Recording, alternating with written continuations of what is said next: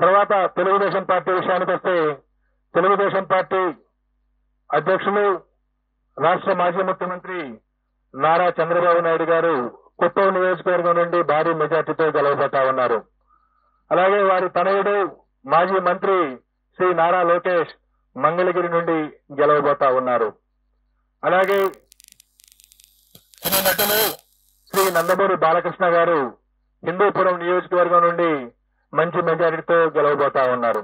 తర్వాత తెలుగుదేశం పార్టీ విషయానికి వస్తే తెలుగుదేశం పార్టీ అధ్యక్షులు రాష్ట్ర మాజీ ముఖ్యమంత్రి నారా చంద్రబాబు నాయుడు గారు కుప్పం నియోజకవర్గం నుండి భారీ మెజార్టీతో గెలవబోతా ఉన్నారు. అలాగే వారి తనయుడు మాజీ మంత్రి శ్రీ నారా లోకేష్ మంగళగిరి నుండి గెలవబోతా ఉన్నారు. అలాగే